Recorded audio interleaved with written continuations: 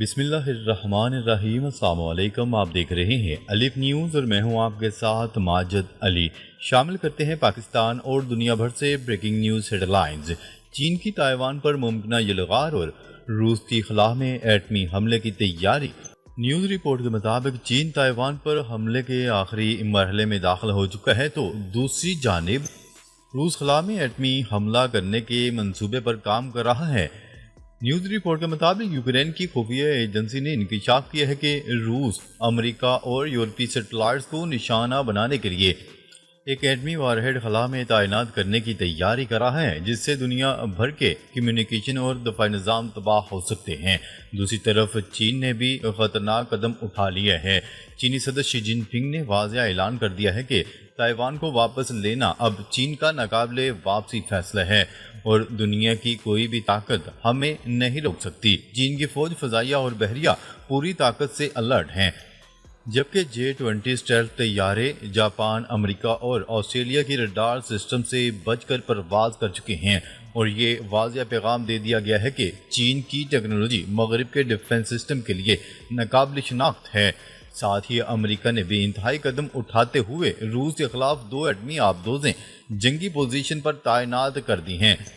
یہ تعیناتیاں بڑی جنگ کی طرف لے جا رہی ہیں۔ اگر روس نے سیٹلائٹ نظام کو نشانہ بنایا تو مغرب کا پورا دفاعی نظام مفلوج ہو جائے گا، اور پھر روس کا اگلا قدم کیا ہوگا یہ کہنا ابھی قبل از وقت ہوگا۔ خبر کے اگلے حصے میں بات کرتے ہیں یوکرین جنگ۔ بھارت روس کو مالی امداد فراہم کر رہا ہے۔ امریکہ نے ایک بار پھر روس یوکرین جنگ میں بھارت کی جانب سے روس کو مالی امداد فراہم کرنے کا الزام عائد کر دیا۔ غیر ملکی خبرساں ادارے روئٹرز کی رپورٹ کے مطابق یہ بات وائٹ ہاؤس کے ڈپٹی چیف آف اسٹاف اور صدر ڈونلڈ ٹرمپ کے اہم سیاسی مشیر اسٹیفن ملر نے امریکی نشریاتی ادارے کو انٹرویو دیتے ہوئے کہی۔ ایک سوال کے جواب میں اسٹیفن ملر نے بھارت پر الزام عائد کرتے ہوئے کہا کہ وہ روس سے تیل خرید کر یوکرین کے خلاف جاری جنگ میں اسے مالی معاونت فراہم کر رہا ہے۔ فاکس نیوز کی رپورٹ کے مطابق گفتگو کرتے ہوئے انہوں نے کہا کہ لوگ یہ حقیقت جان کر حیران رہ جائیں گے کہ روسی تیل کی خریداری میں بھارت عملی طور پر چین کے برابر ہے۔ امریکی صدر کے اہم سیاسی مشیر کا مزید کہنا تھا کہ ڈونلڈ ٹرمپ کے بھارتی وزیر اعظم نریندر مودی سے بہت اچھے تعلقات ہیں، لیکن بھارت کا اس طرح روس سے تیل خرید کر اسے جنگ میں مالی امداد فراہم کرنا امریکہ کو ہرگز قابل قبول نہیں ہے۔ دوسری جانب اس بیان پر بھارتی سفارتخانے کی جانب سے تاحال کوئی رد عمل یا تبصرہ سامنے نہیں آیا۔ تاہم گزشتہ روز بھارتی سرکاری ذرائع نے روئٹرز کو بتایا کہ نئی دہلی روس سے تیل کی خریداری جاری رکھے گا، چاہے امریکہ کی جانب سے دھمکیاں ہی کیوں نہ دی جائیں۔ خبر کے اگلے حصے میں بات کرتے ہیں روس نے جنگ نہ روکی تو پابندیاں عائد کر دیں گے، امریکی صدر ڈونلڈ ٹرمپ کی دھمکی۔ امریکی صدر ڈونلڈ ٹرمپ نے کہا ہے کہ روس نے جنگ نہ روکی تو پابندیاں عائد کر دی جائیں گی۔ امریکی صدر ڈونلڈ ٹرمپ نے نیو جرسی میں میڈیا سے گفتگو کرتے ہوئے کہا کہ مشرق وسطیٰ کے امریکی نمائندے اسٹیو وٹکوف بدھ یا جمعرات کو روس کا دورہ کر سکتے ہیں۔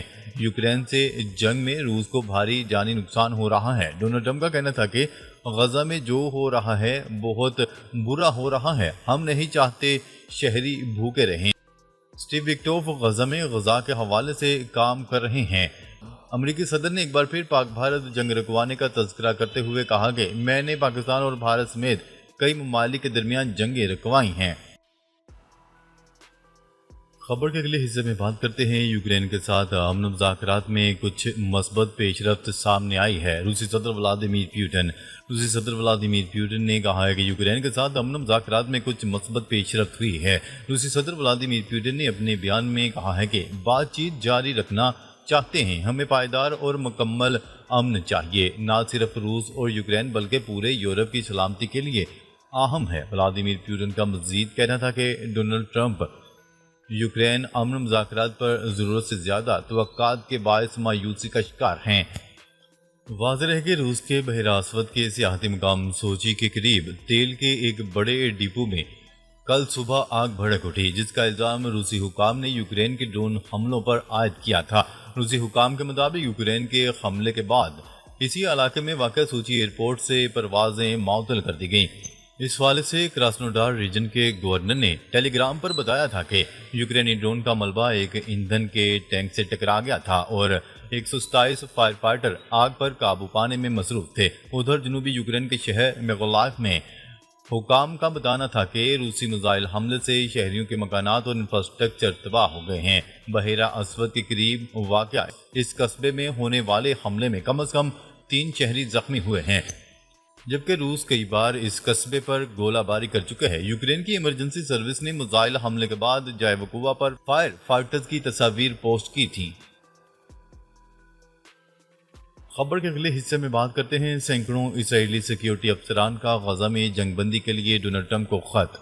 اسرائیلی رپورٹ کے مطابق موساد کے سابق سربراہ اور شین بیٹ کے سابق سربراہ آیالون اور IDF کے سابق سربراہ متان ولائی نے اعلان کیا ہے کہ انہوں نے امریکی صدر ڈونلڈ ٹرمپ کو ایک خط بھیجا ہے جس میں انہوں نے وزیر اعظم نیتن یاہو کو موجودہ جنگ ختم کرنے پر مجبور کرنے کی درخواست کی ہے۔ یروشلم پوسٹ کے مطابق خط میں ڈونلڈ ٹرمپ سے کہا گیا ہے کہ جس طرح آپ نے لبنان میں جنگ رکوانے میں کردار ادا کیا تھا ویسے ہی اب غزہ میں بھی مداخلت کریں۔ اسرائیل کے سابق اعلیٰ عہدیداران نے خط میں لکھا کہ ہمارا پیشہ ورانہ تجزیہ ہے کہ حماس اب اسرائیل کے لیے خطرہ نہیں رہی۔ حماس کے باقی سینئر اہلکاروں کا بعد میں پیچھا کیا جا سکتا ہے لیکن ہمارے یرغمالی انتظار نہیں کر سکتے۔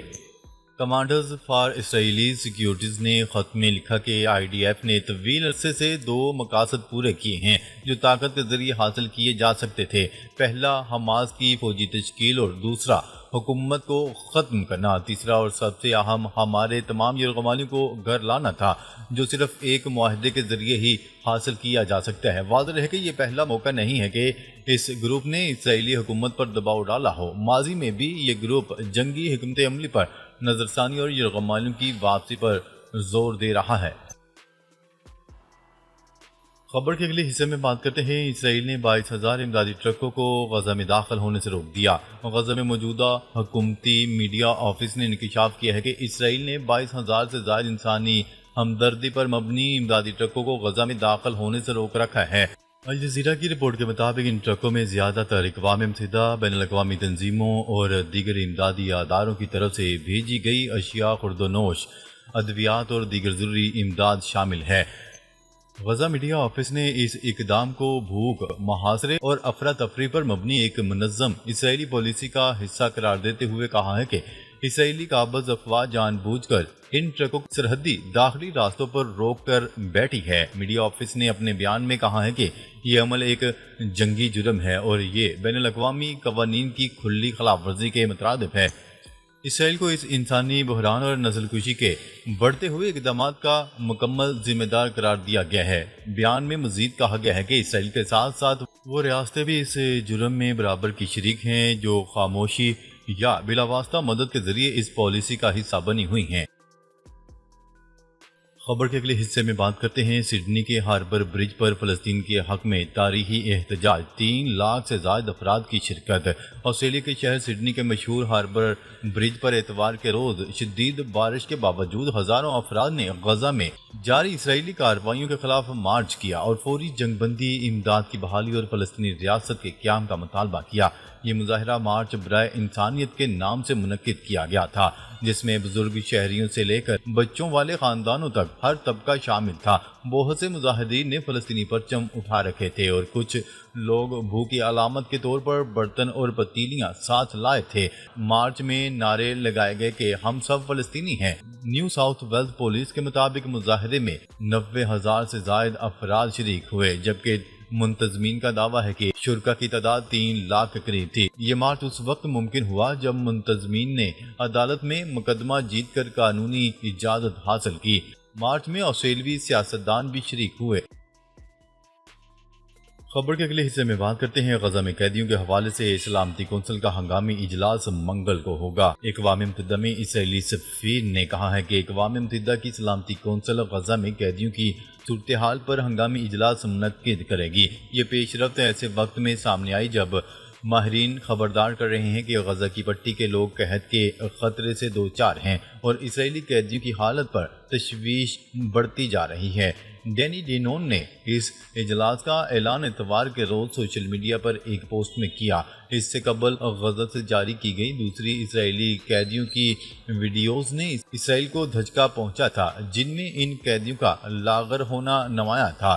سفیر کے مطابق سلامتی کونسل منگل کو ایک خصوصی ہنگامی اجلاس میں غزہ میں قیدیوں کی بگڑتی ہوئی انسانی صورتحال پر غور کرے گی۔ دوسری جانب حماس اور اسلامی جہاد کا تنظیموں کا کہنا ہے کہ اسرائیلی قیدیوں کی ویڈیوز جاری کرنے کا مقصد غزہ میں موجود انسانی بحران کو اجاگر کرنا ہے، جسے اقوام متحدہ قحط کے دہانے پر قرار دے چکی ہے۔ ناظرین، اب تک کے لیے اتنا ہی۔ مزید خبریں لے کر بہت جلد آپ کی خدمت میں حاضر ہوں گے۔ تب تک کے لیے اپنا خیال رکھیے گا۔ اللہ نگہبان۔